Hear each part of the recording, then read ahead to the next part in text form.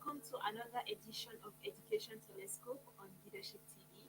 I am your host, Maria Radio, and here are the news for today. 2023 polls. Academic session may shut out 3 million students. 3 million youths in Nigerian university are at the risk of being disenfranchised in the forthcoming general election. This is as this is as the election management body, the Independent National Electoral Commission (INEC), said it cannot make any special arrangements for students of tertiary institutions to vote in constituencies where they are not registered. According to INEC, all voters will exercise their franchise in the constituencies in which they are registered. Speaking with leadership in Abuja yesterday, the Chief Press Secretary to the INEC chairman, Rotimi Oyekanmi, said this provision of the law precludes the Commission from making any special arrangement for students in tertiary institutions to vote in any other constituency other than the one in which they are registered. Section 47 of the Electoral Act 2022 makes it mandatory for an intending voter to present himself or herself with his or her permanent voter's card to a presiding officer for accreditation at the polling unit in the constituency in which his or her name is registered.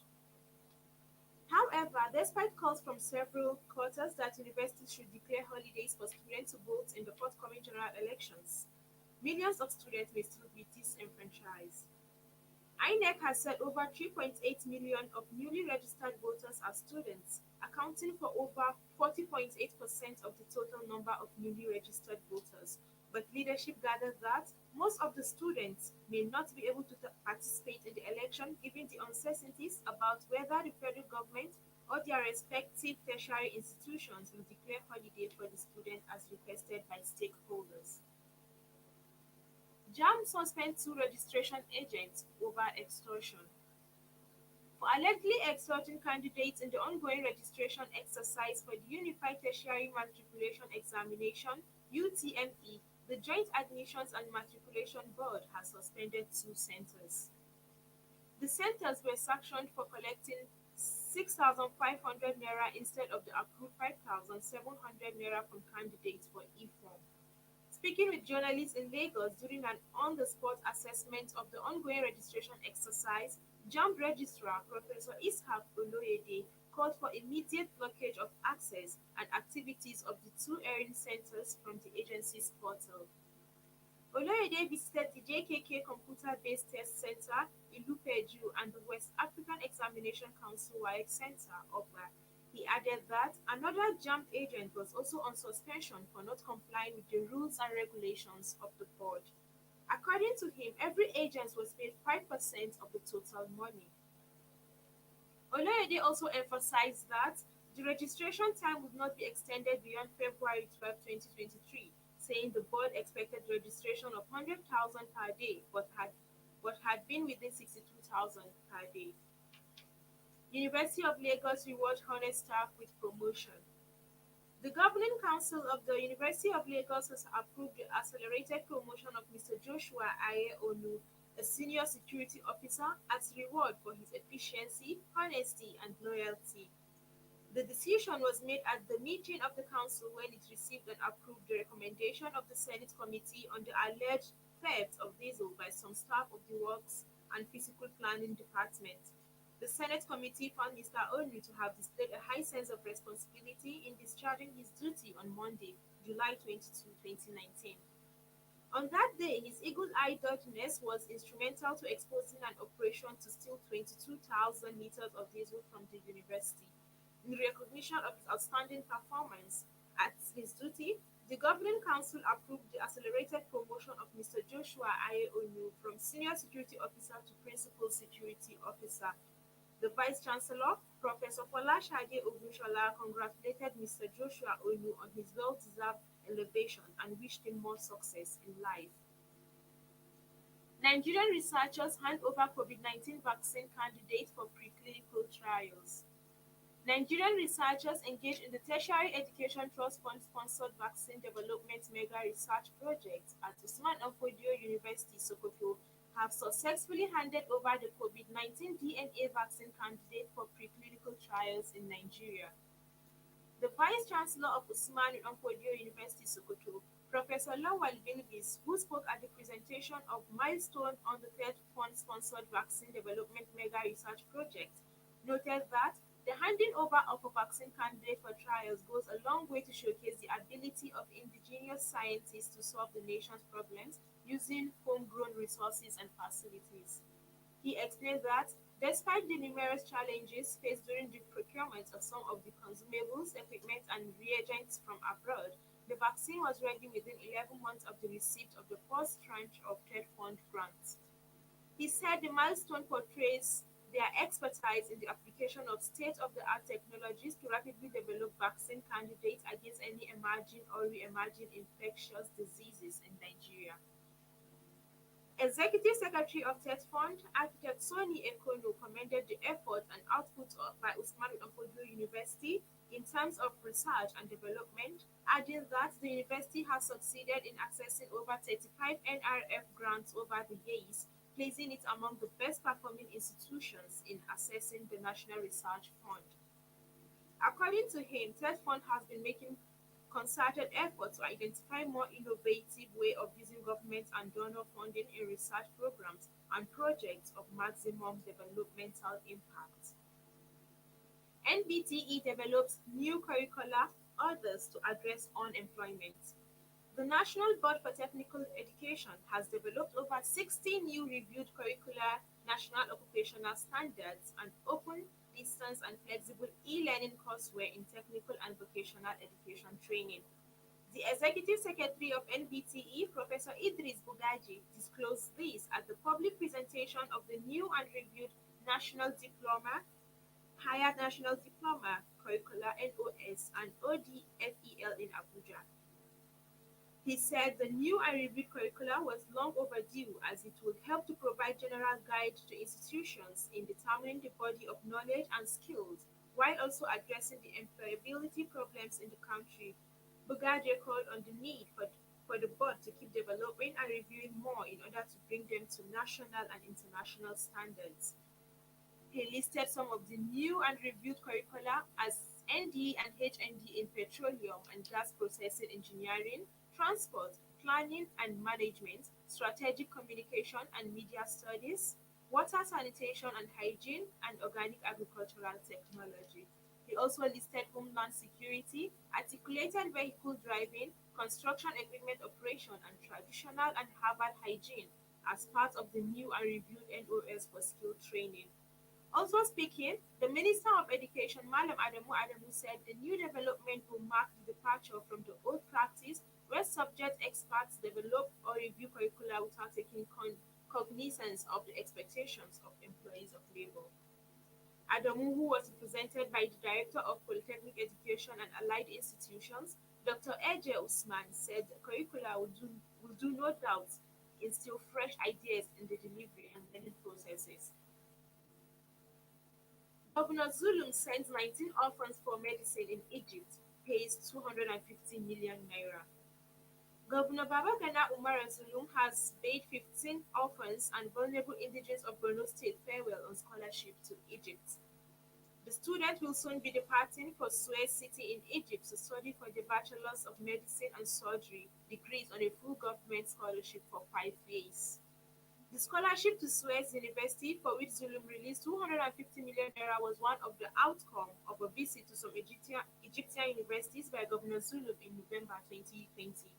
The governor had, during the trip, promised to approve scholarship for youth from the most deprived family backgrounds in Borno State to study in Egypt, other countries, and across Nigeria. Zulum later in February 2022 made a follow-up visit to the Egyptian embassy in Abuja for a meeting with Ambassador Ilham Awad to discuss the educational partnership. The 19 youths who benefited from that partnership were selected from Borno's 27 local government areas comprising 12 young men and 7 young women. Governor Zulum received the 19 beneficiaries at the Government House, Maiduguri. They were led by Commissioner for Higher Education, Science, Technology and Innovation, Dr. Babagana Mustapha Malambe, whose ministry supervises Borno State Scholarship Board. Zulum congratulated the youths and urged them to focus on their studies and be good ambassadors of Borno and Nigeria. The governor announced the release of $500 as special parting gifts to each of the 19 students. He also said each of them will be receiving $200 every month in addition to the provision of accommodation and some logistics. ASU fault opening of universities without funding plan.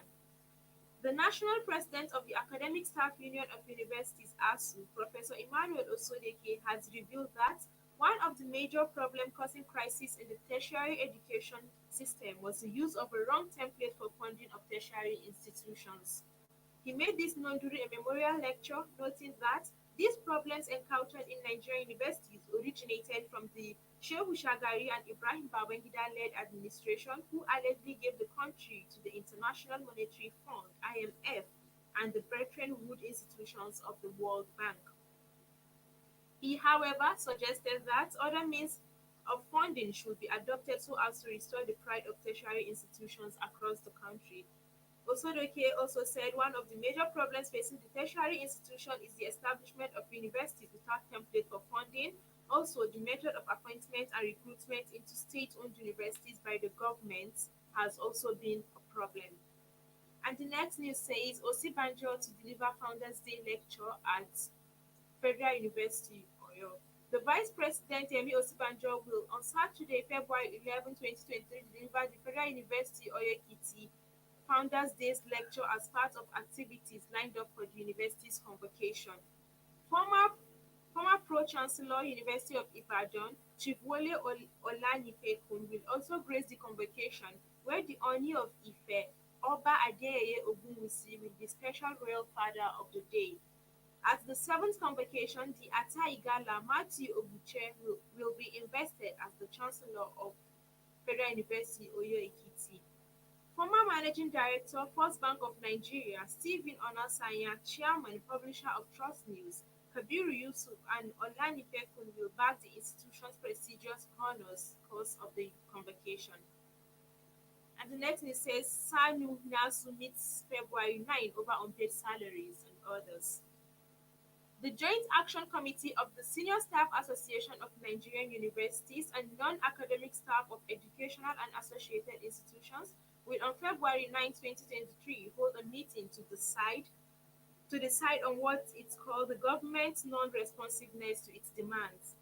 Speaking on Sunday, SANU President Mr. Ibrahim Mohammed lamented that, following JAG's strike last year, a memorandum of understanding was signed with government representatives on about 8 issues, saying to date none of those issues had been actualized.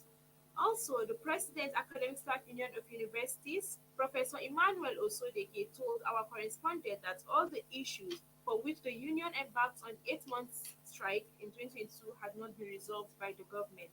Osodeke, who also said ASU National Executive Council would meet soon, revealed that all the issues for which they went on strike have not been addressed, but they are using the salary arrears to deviate from the main issue. SANU Vice President Abdul Sabur Salam said the union's expectation in 2023 was for the government to prevent another round of industrial actions from the Joint Action Committee of SANU and NASU. And the last news for today is 16-year-old female student wins 7.5 million InterSwitch National Science Contest. A 16-year-old female student of Top Faith International School, Akwa Ibom, Oreva Ogene Whiskey, won this year's edition of the InterSwitch National Science Competition among secondary school students nationwide.